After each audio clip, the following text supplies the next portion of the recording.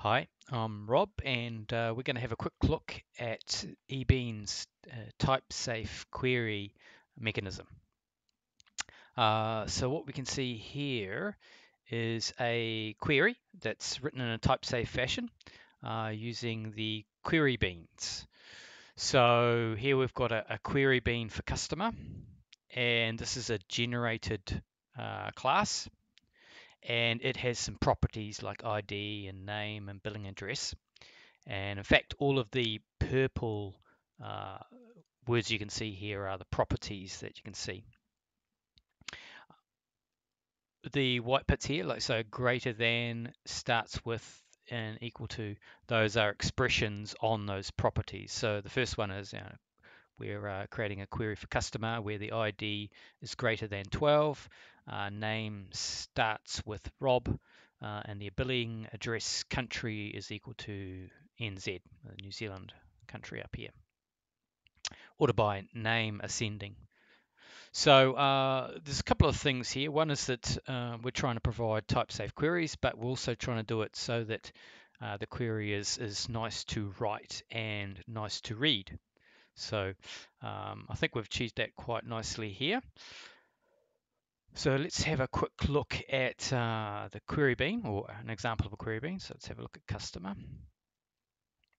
So this is a query bean, and what it has is it has a series of properties, and they have special types. So this is types that come with the query bean. These types, so they include all the types that Ebean supports. So that's the JDK types, Java 8 types, and Joda types.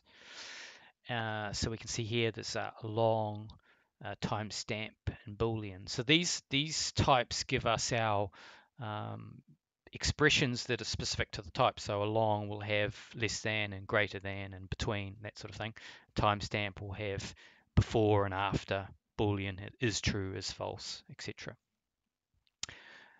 At the bottom we can see the associated beans. So these are one-to-manys or many-to-ones, etc.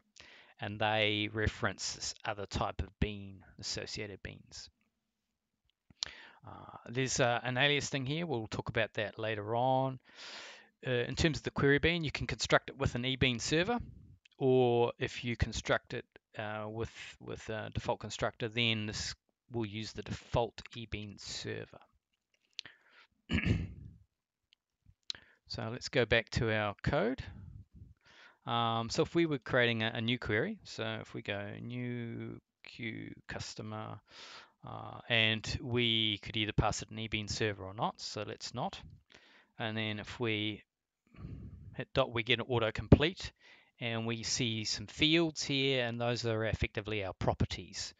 So if we choose an ID, that's a long type, so we'll then have things like less than, or greater than, things like that. So greater than. So there's also, with the existing Ebean expression list, there's also the little GE and GT. So these are expressions that people will be familiar with from the Ebean, the expression list that's already there. So there is double up. So GE is greater than is the same as greater than. But that's okay. So let's put something in here. In terms of, so for example, if we have name's a string type. So then we have things like contains. With all the string types, if you see that I prefix there, that means case insensitive. So I contains is case insensitive contains, and you can see starts with, ends with, etc. So. Yeah. So if we say, Rob, that will automatically lowercase Rob and do a case insensitive comparison, for example. In terms of the things like associations, so if we go billing address, then we can navigate into the properties for billing address. So we can keep going. So country, name, we can keep going along those lines. Now, I'll talk a little bit about that later, but there's a little bit of magic that's making that nice and good for us in terms of efficient for performance reasons. So I guess I'm going to talk about that now, aren't I?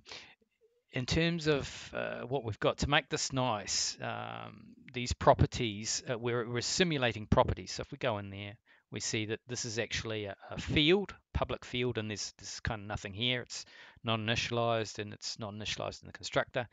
And the short answer is we're using AOP to simulate properties in Java. So if we were using a different JVM language with properties, we probably would do this differently, but we're not. So we're simulating properties, and that means that we're using AOP to do this for us. And for my scenario, I'm using IntelliJ with the Ebean ORM Type query enhancement. So that's providing that AOP enhancement to make that work. So, yep, that's it, I think.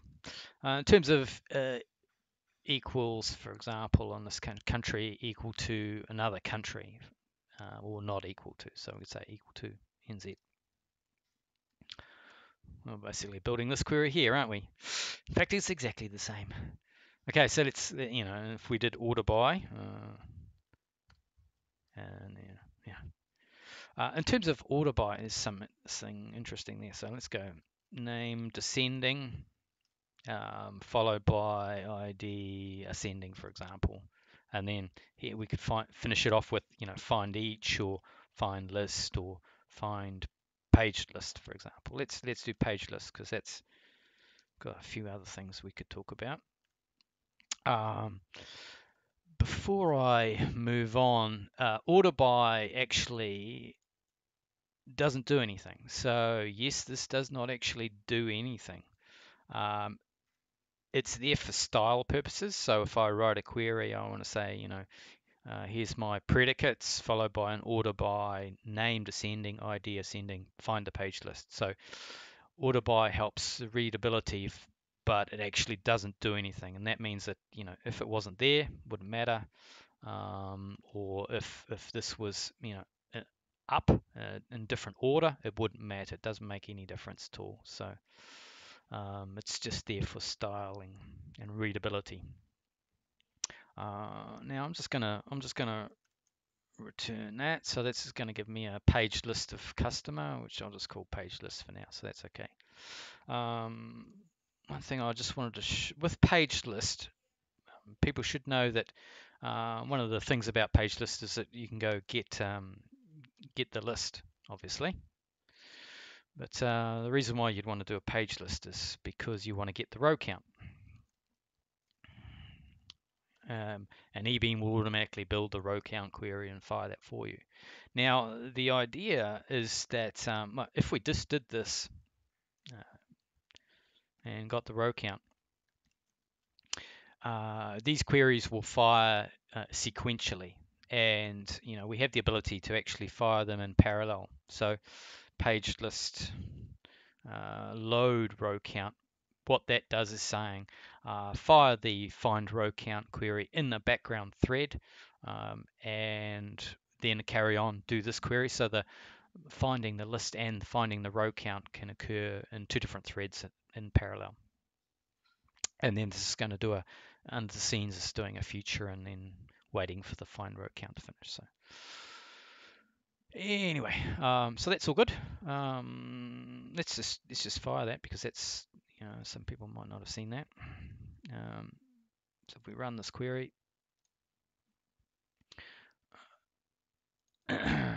so here we've got the threads. So we've got a main thread and we've got this background thread. So in here we're seeing this find row count query firing, and when you look at that, it'll have the same series of predicates. 12 Rob New Zealand, 12 Rob New Zealand. So that's all good.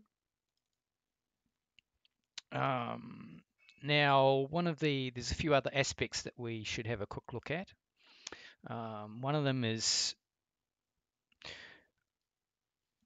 ORs, and we've got a nested AND in here. So when we're writing an Ebean query, this is fluid style. So all of these things are predicates that are joined by and sometimes we want to join them by or. So this is creating an or, and everything inside there is joined by an or.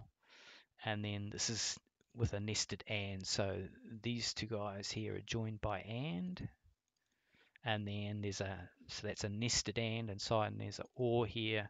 So it's this ID greater than 1 or this predicate. So we've been able to do this in Ebean using existing expression language, but instead of using or and we've been using disjunction and conjunction. And I've felt that in the new style here that we're better off using or and and.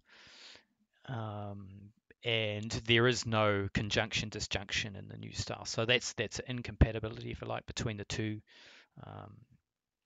between the strongly typed query language and the existing one as well. So one other thing I'll throw in here. So this is, we can actually get the query. Crikey, get the query, and this is the underlying query underneath this. So when we get a query bean, it's really a pretty flash wrapper around a query object that's underneath that. So we'll have a look at that at the end, I think. Now there's a couple of other things we could talk about. So let's find some examples of that. Here, right. So filter many. Filter many is a case where you're fetching a type of bean like customer and an associated one-to-many or many-to-many off that. So customer and many orders. But let's say the cardinality is very high, like customers have, say, thousands of orders, and you want to restrict the orders that are returned for that customers. So in this case, we want to turn recent and new orders. So we want, in this case, we've got a filter many on orders.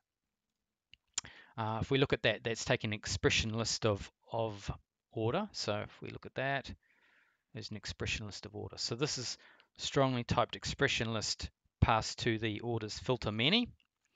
And this says create a new query for order where the order date is after 1 week ago and the status is equal to new. So this is an enum. And instead of actually executing the query, like find list or whatever, we're just saying get expression list. So this is a query, but instead of running the query, we're just saying get the expression list, and we pass this expression list into the filter many. So this will fetch customers and orders, but it will filter the orders that are returned using this recent new orders expression. And the other aspect, the last aspect that we want to really talk about here is the select and fetch aspect here. So when, of course, if you're using auto-tune, you wouldn't even need to specify select and fetch because it's automatically tuned for you. But sometimes you might want to do this. So here we've got this alias method that we talked about before. So if we have that's generated on the query bean. And the alias is a special instance, so you don't want to do find list or something like that. It's an instance. Alias instance is not designed to be run as a query. It's only designed to be used as providing properties for the select and fetch clauses. So in this case, we're going to select customer name and customer inactive, and we could add another one. Oh, I don't know what I'm doing there. Add another one here, customer dot email. Oh, no, what have we got? Customer registered. There we go. Now, this is actually strongly typed, so if we tried to add something from, contact, it will actually not be happy. It's not a happy chappy there. Getting a compile error. So it'll only take things from customer, which is good. Now, the thing that will catch people is that it actually also doesn't take associated beans. You're expected to actually, instead of, so if I go fetch contacts, actually no, you're actually supposed to go contacts fetch, as it's another path in the object graph. So if you're trying to fetch, a bean here, that won't work. So if you're similarly down here, you can go contact dot, last name, that'll be fine. But if I try and fetch, something else, notes is a associated bean. I think it's a one to many or something. Then that's not going to be happy. You're expected instead to go contacts dot notes dot fetch. Maybe fetch all, something like that. So yeah. Okay, so again, this is a select and fetch clauses. You can still, the old way is still here, so you can still specify, name in type rob, and fetch. The path is, contacts. So this is the same, doing the same thing as what's above, email, first name. So this is basically the same as that, but this is the type safe way of doing it. Okay, so that's pretty much the query language features, or most of them anyway. How does this all work?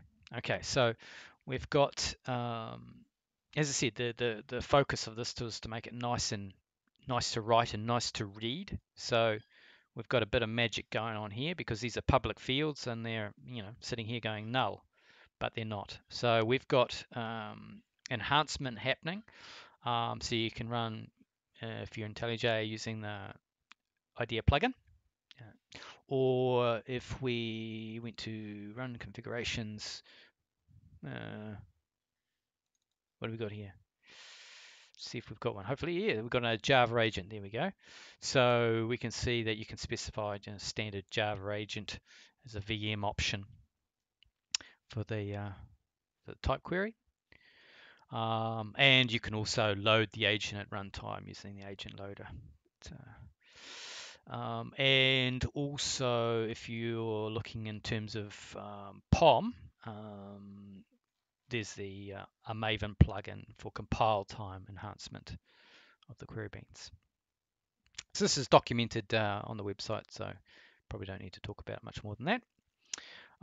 If we do scroll up here, we'll see some requirements. There's a requirement for having the type query dependency. This brings in the types that we need and the beans, the base bean implementations. The agent, if you're looking to do loading the agent programmatically, and we need the generator, and this generator actually generates the query beans, and we're adding it in test scope. So let's have a look at the generator. Boom, boom, boom. So there's a couple of options, I guess, for generating the code, and a standard Java approach would be to use a Java-C annotation processor, but I've decided not to do that. And in essence, it doesn't really matter how if you use Java or Scala or Kotlin or whatever, if you compile and get Java classes into your class path or into a directory, then this basically reads the compiled class files, uses ASM to read the metadata, so the beans and their properties, and then will generate the source code from that. So there's no tie into Java-C. You could use any JVM language you like to write your Java beans, and it gives us programmatic control over how the generation runs. So the generator is set up with Maven defaults for where things are. So in terms of the classes directory, it's expecting target classes. And so this is where it'll read the classes and read the bytecode and go, oh, this is an ID of a long, and this is a name and it's a string, that sort of thing. And the destination directory is where we're going to generate the source beans to. And the resources, so before I forget, as part of the generation, it will also generate a manifest file, and this manifest file is used by the agent, and that's all it has in it. Package, the name, this is the package where the query beans are put. Let's go back to our generator. So basically, if you're using Maven, you just specify where your beans are, entity beans are, and then you say generate query beans. If and by default, that means the query beans will go into a subpackage called query. And this can also generate finders and hook the finders into the entity beans. But that's we'll talk about that some other video. So if you just run this as a main method, that will actually just generate the query beans. So what it does is it reads the classes, the compiled classes, and reads the properties, and then generates the source code. And let's find that. So here we've got our entity beans, like order, and here we've got our query beans. So queue order, for example. Let's get rid of that. And that's pretty much all we really need to say here. These associated beans, these look quite similar. They have properties. They're we need them to provide some specific functionality that's appropriate for associated beans and not the root beans. So we kind of need them to make make the type safe query stuff really nice, like fetch and things like that. So I think I've covered everything, and what I can do now is talk a little bit about how this works.